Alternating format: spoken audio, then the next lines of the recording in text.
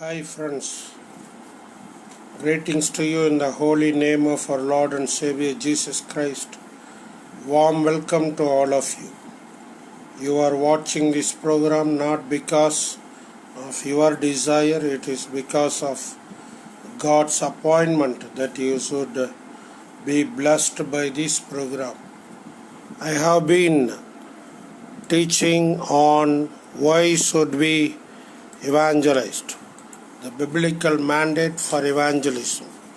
Does the Bible demand us that we involve in evangelism? That has been the topic, and we have already seen different things in this topic, especially what is our purpose. Our textbook is Holy Bible, and what is gospel, and then what is evangelism. Some of the descriptions or explanations on evangelism, and then we have been thinking on why should we involve in evangelism, and it is the last commandment of our risen Lord Jesus Christ. Why should we involve in evangelism? Why should we share the gospel of Christ to our friends, relatives, neighborhood? It is only because our Lord Jesus Christ, who is risen from the dead, has given us the great commandment. That's His last commandment. It is very important for us. That is why we have to involve in evangelism. We have already seen all the scripture references in 4 Gospels and in the book of Acts. According to that, we need to really be conscious of involving in evangelism every day in our life. If we are a Christians, if you are a Christian, you should have to obey the command of God to present the gospel or to share the goodness of our Lord Jesus Christ to your friends, to your neighbors, to your colleagues who does not know Jesus Christ. So it is our responsibility. We also have this command in all 4 Gospels, how Jesus is instructing His disciples before He was ascending to heaven. He was instructing His disciples to preach the forgiveness of sins and repentance from Jerusalem to all nations. And He says, you are my witnesses. If we are Christians, we are claiming ourselves to be the disciples of Jesus Christ. We need to live a witnessing life by which people will understand, people will come to know Jesus Christ as the Lord and Savior. So this is our responsibility to present the gospel to the people around us. And it is being repeated in Acts 1:8 also, that we need to be witnesses of the gospel of Jesus Christ so that all people will come to know. And Hudson Taylor, the great missionary, says, Great Commission of the Lord is not an advice to be considered, but a command to be obeyed. So let us obey the command of Jesus Christ to present the gospel to the people around us. And then we also have seen the second point, why should we involve in evangelism? Number 2 is, this is the example of Jesus Christ shown in His life and ministry. We all know the life of Jesus Christ from the books of Gospels. From the Gospels we know. And the words before His birth, the words of Gabriel, Zachariah, Elizabeth, Mary, Simeon and Hannah reveals the purpose of coming of Jesus Christ. Jesus Christ, He came to this world to be light. He came to this world to bring salvation of God as a free gift to all human beings without irrespective of Jews or Gentiles. The kingdom of God is for all humanity. So Jesus Christ was also very clear about his purpose and desire. He was always willing to fulfill the desire of the Father. So he said, I have to preach, I have to serve, I have to give my life as a ransom, I have to seek and find the lost.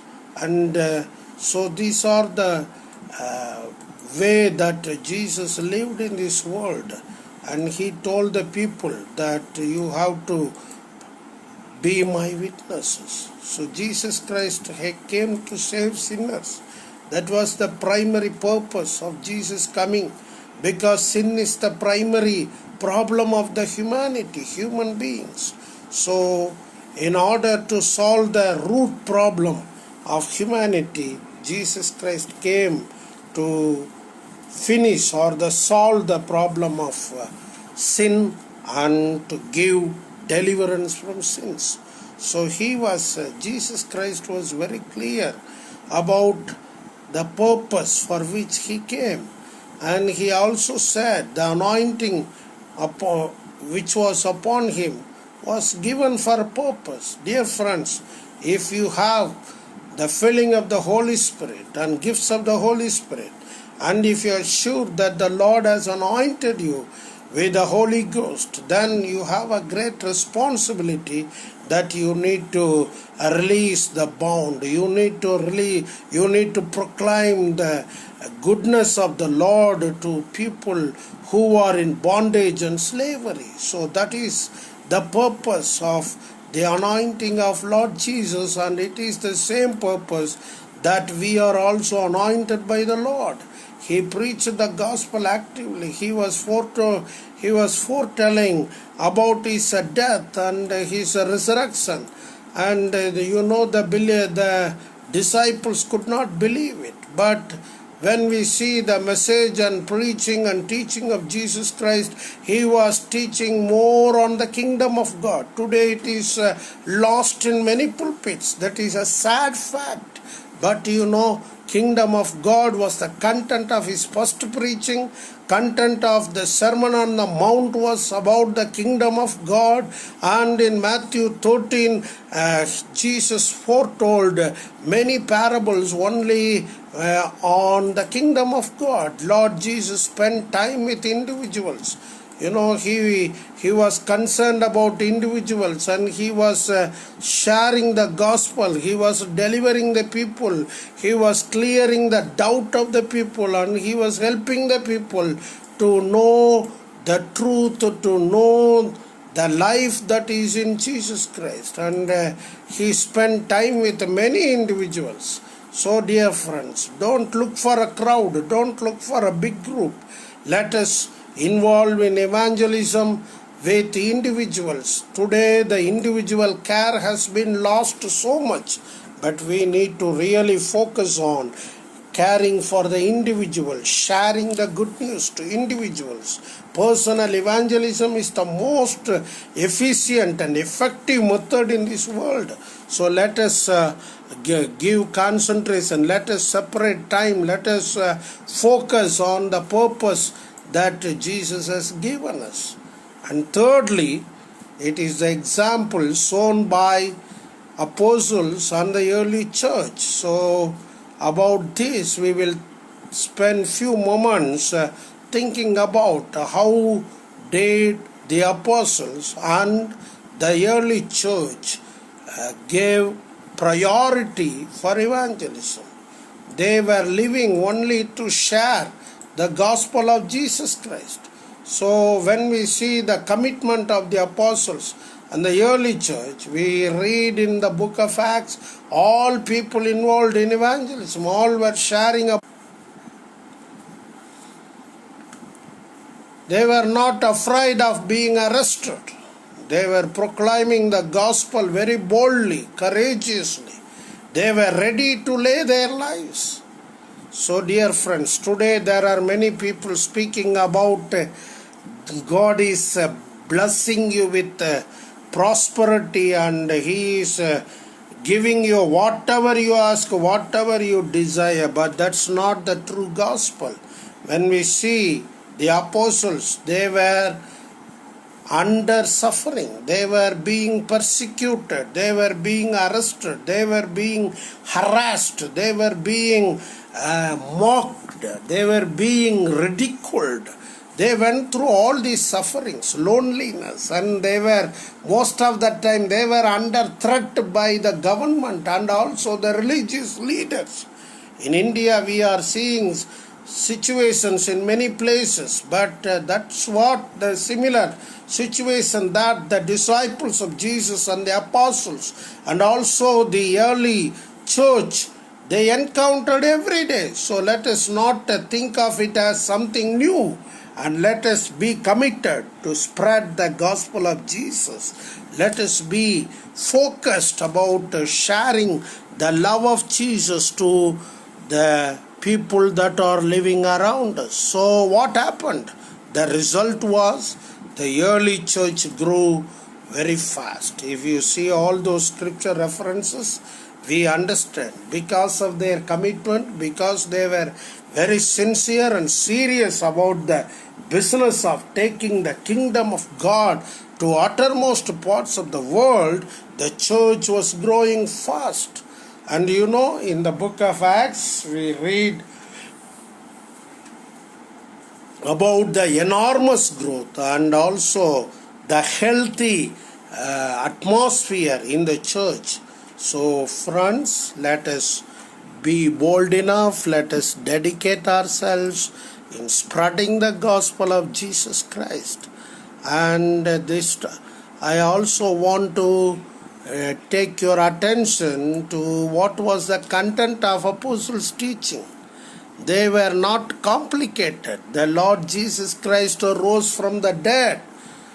They were telling, you Jews killed Jesus, the Son of God, but God rose him from the dead. That was the message. So do we preach about, when we share the gospel, when we tell people about Jesus Christ, do we tell that Jesus Christ rose from the dead? And they invited the people to repent from their sins. So dear friends, do you ask people to repent of their sins? Today we have a message, we have a teaching that is spreading among Christianity, saying the grace is available for all the sins that you have done, you are doing, and you will be doing, so that you don't worry. God has taken all your sins, so you don't need repentance. That kind of message is silently occupying and controlling the minds of Christians. We need to be very careful. Jesus preached, repent. John the Baptist preached, repent. And the early apostles preached, repent. So repentance is very, very essential. That was the teaching of the apostles. And then they invited the people to believe in Jesus Christ as the Son of God.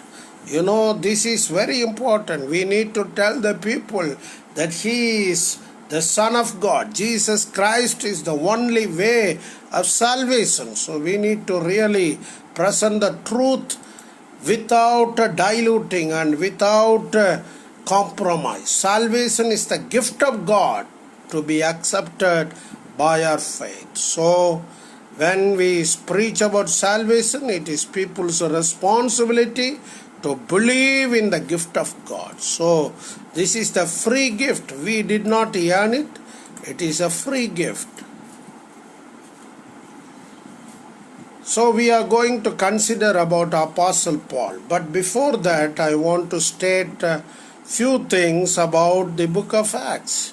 If we read in the book of Acts, we read from chapter 1 to chapter 7, we see the church was growing. It was a part and parcel of a Jewish community and Jewish religion, but now they are taking coming out. Even they did not realize how God is leading them, but the Lord led them to believe in Jesus, and the church was growing. And I can call it a Jesus movement. At that time they did not call it as a church, and they were all the followers of Jesus. So we can say, name it as Jesus movement. The movement of Jesus was growing. And then we see that the church was growing enormously and rapidly. And it was like, according to the Bible scholars, the population of Jerusalem in those days were 200,000 people. So amidst this big population in Jerusalem city alone, they say that there were more than 100,000 people, Jews and others who were living in Jerusalem, were Christians during Acts of Apostles. Oh, what a growth. So friends, Jesus said, you shall be my witnesses when you receive the Holy Spirit in Jerusalem, Judea, Samaria, and to the uttermost parts of the world. So in chapters 1 to 7, we see the church growing in Jerusalem. From chapters 8 to 12, we see that the church has been growing in Judea and in Samaria. So in the middle, in chapter 10, we see that there was a breakthrough among the Gentiles through Cornelius, a centurion, a person, a captain of Roman government, under whom 100 soldiers were working. So what a challenge. And it was a first convert from non-Jewish background, or we can say Gentile background. So the Lord touched that man. And so we see the church has been growing in Judea and in Samaria. Then we see from chapter 13 till chapter 28, we see the church is growing in Asia and in Europe, Asia Minor. So it was going, it was spreading, and the gospel was reaching to the uttermost parts of the world. So we have only the example of how the church was growing in the book of Acts. But truly speaking, we do not have the ministry details of all 12 apostles, what they did, where they had gone, and all these details are not given. But when we come to the last chapter of Acts, when it ends, Acts 28, 30 and 31, when we see those verses, and it does not have conclusion. Acts of the Apostles does not have conclusion, because the work is still going on until the second coming of our Lord Jesus Christ. So dear friends, we need to really involve in evangelism. Okay?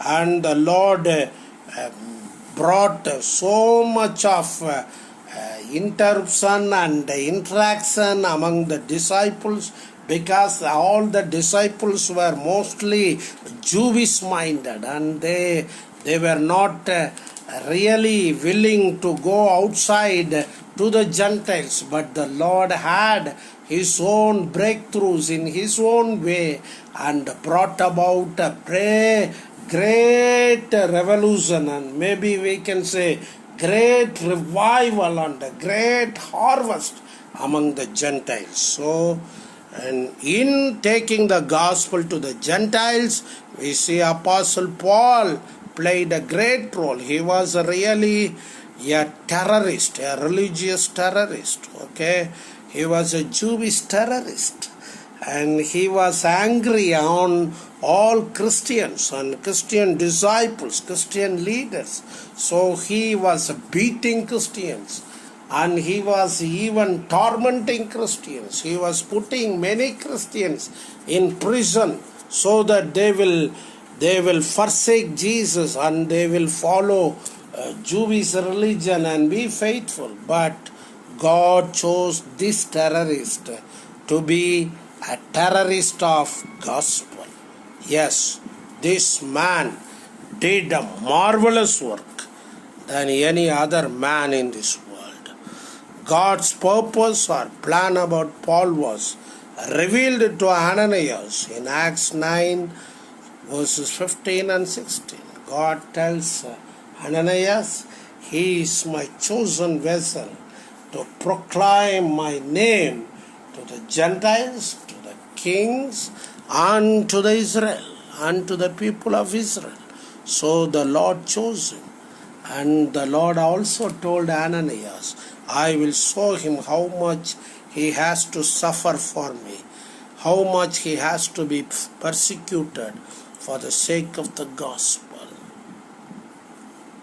God chose Paul to preach the gospel to Gentiles, kings, and the people of Israel. That was God's purpose. From the time of repentance, he was preaching the gospel to the people, to the Jews and to the Gentiles. He was very vibrant. He was very eager.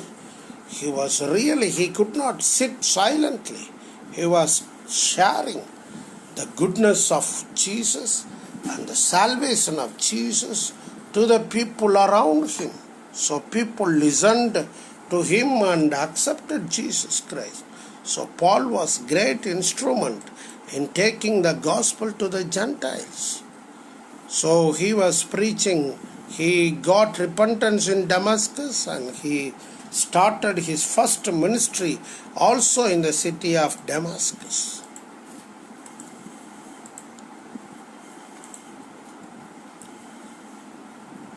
He was involving in ministry at Damascus. We do not know what was the period, whether he was doing the ministry for 6 months, 3 months, or 1 year, we don't know. The Bible does not give us the clear account. But in Galatians we see that he was in prayer in the Arab desert. So he was waiting upon the Lord. And then he also had ministry at Jerusalem and Cyprus Island. And he with the company of Barnabas, he was involving in pastoral and prophetic ministry at Antioch. So, and then the Lord calls Paul and Barnabas to go to the Gentiles. So he was called into apostolic ministry. So he is the one sent by God among the Gentiles with Barnabas, so that the gospel will be prevailing among the Gentiles. He spent nearly 7 to 9 years in church planting ministry, and he also spent a considerable time in prison in Caesarea and in Rome. And what was the earnest desire of Paul? Paul was really concerned about his own people, salvation. He was not ashamed of the gospel. He felt it was his duty to preach the gospel every day to the people, and he was concerned about his own people. He was even willing to be cursed, or he was even willing to go to hell in order that all his people will come to heaven. So such a man with a burden for the gospel of Jesus. So dear friends, do we have such a desire, such a commitment to present the gospel of Jesus to the people? And he was so vibrant, so dedicated, so earnest in presenting the gospel to the people wherever he went. So let us also yield our lives in the same way to present the gospel of Christ to all the other people. Apostle Paul played a wonderful role. So we really marvel at his commitment. And then we come to I want you to see John Wesley's statement. John Wesley was a mighty man of God who presented the gospel and who was considered as the founder of Methodist Church. He was not desirous to bring or establish a different church, but still, because of his vibrant ministry, what he said, give me 100 people who does not love anything else except God and who does not fear anything except sin. Whether they are full-time ministers or not, I don't bother. With such people, I will shake the gates of hell and establish kingdom of heaven on the face of the earth.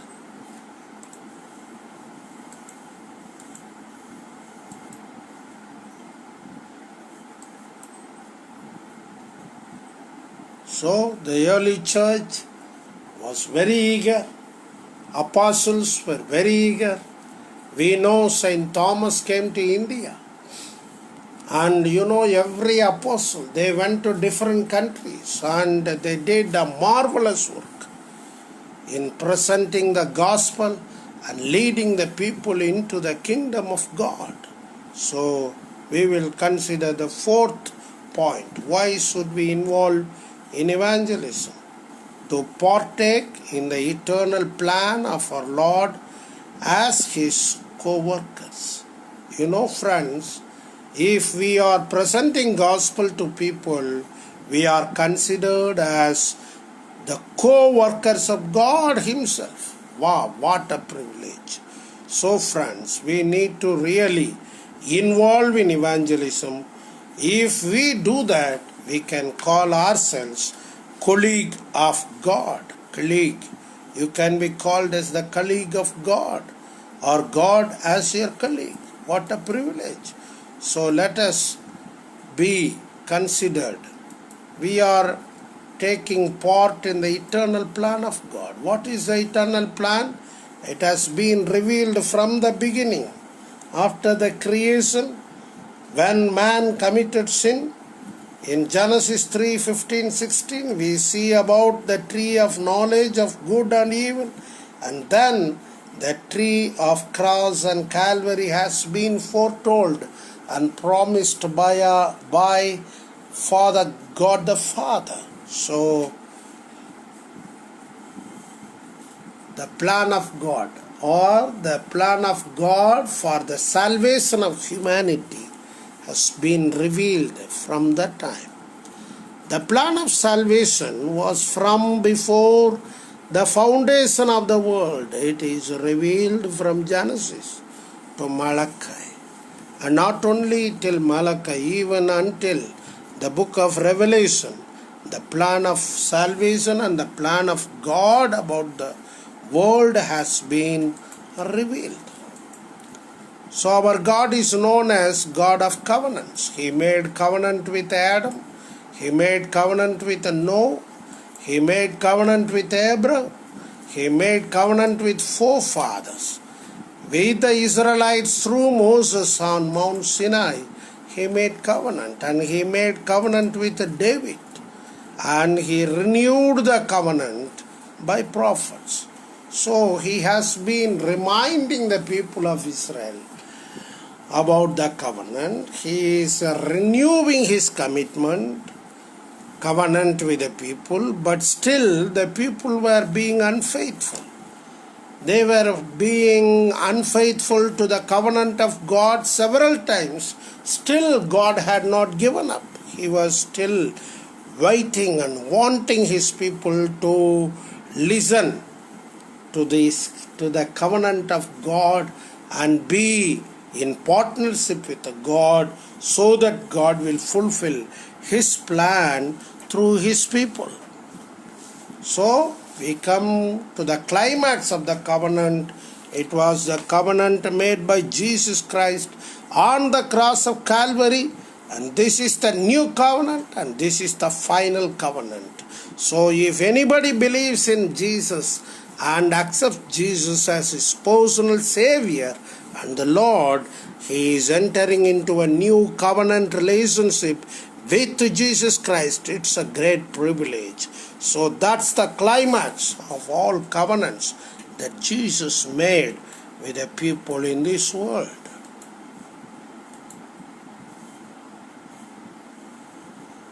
So the Father, God the Father, made the covenant, and he is uniting us in his covenant.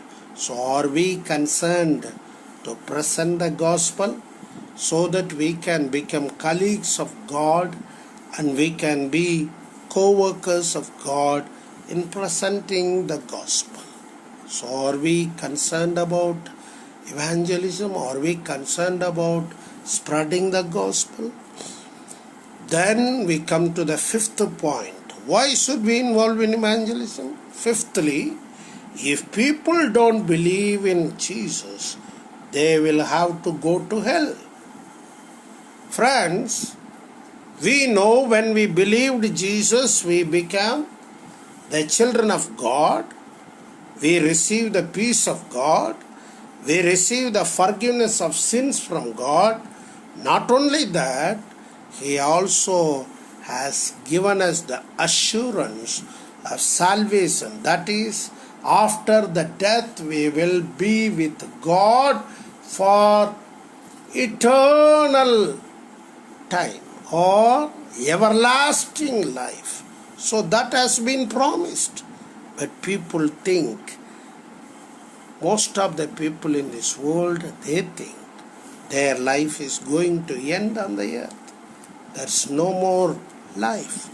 So we only know the people who don't believe in Jesus, they will have to go to hell.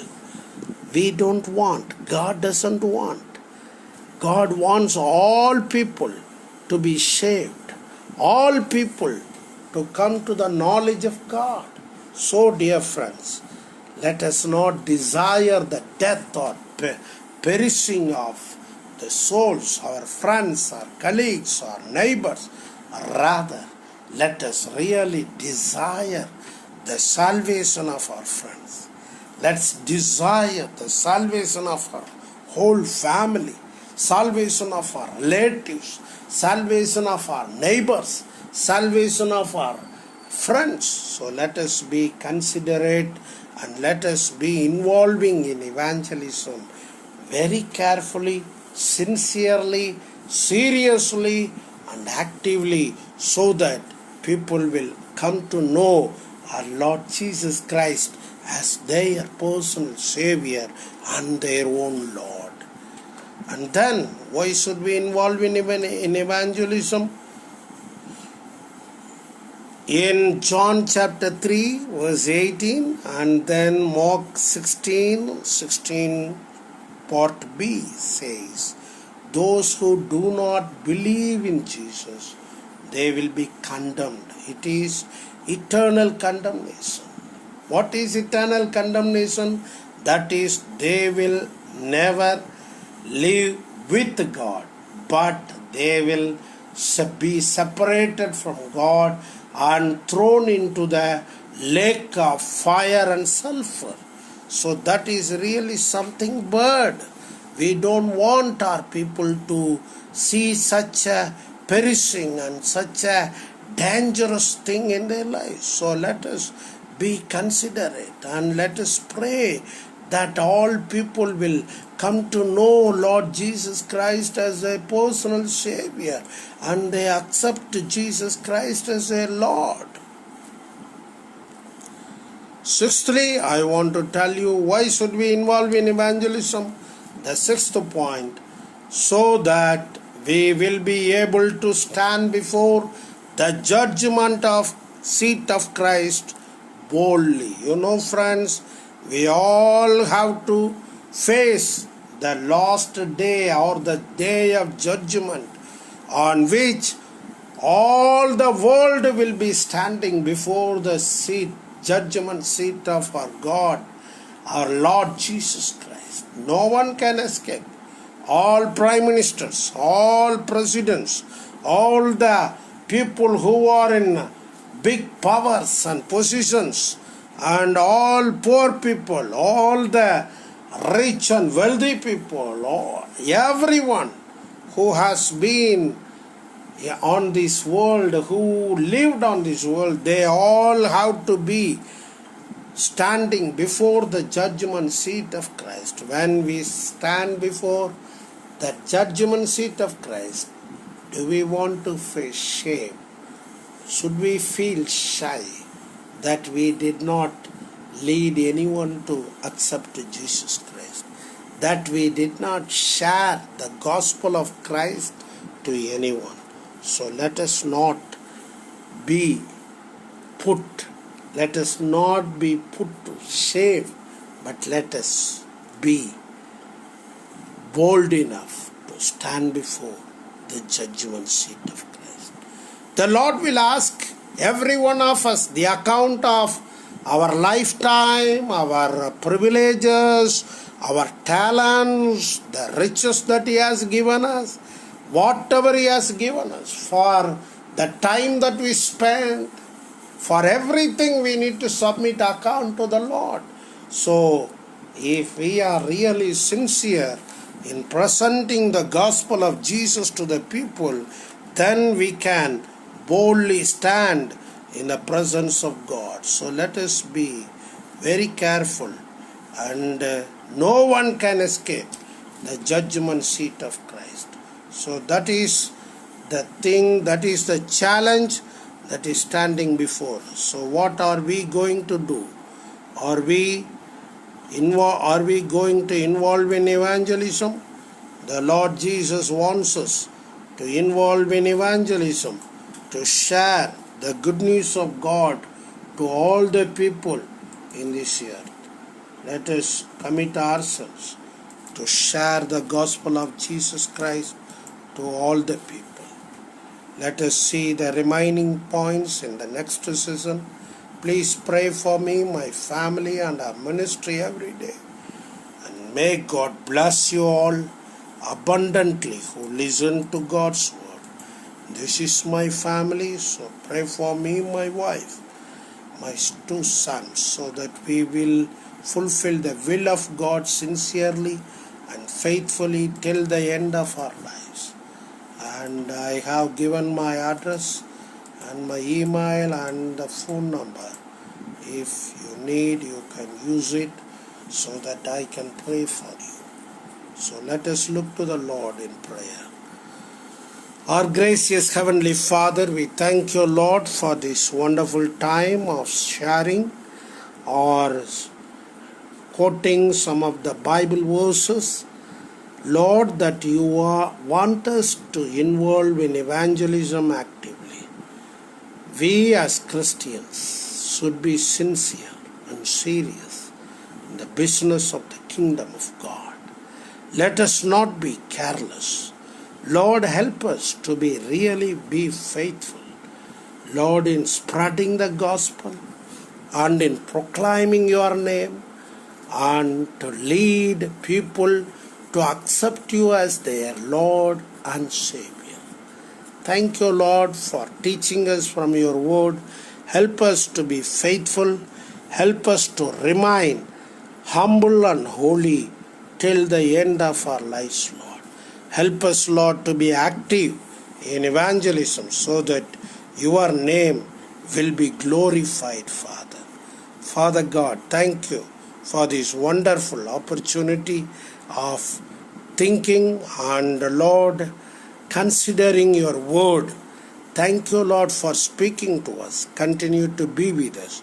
Bless everyone who is watching, who will be watching, and let them be blessed, Lord. Let your word penetrate into every heart so that all will be blessed and they will share the blessing to others, Father. Give you all the glory, honor, praise and thanksgiving in the holy and precious name of our Lord and Savior Jesus Christ. Amen.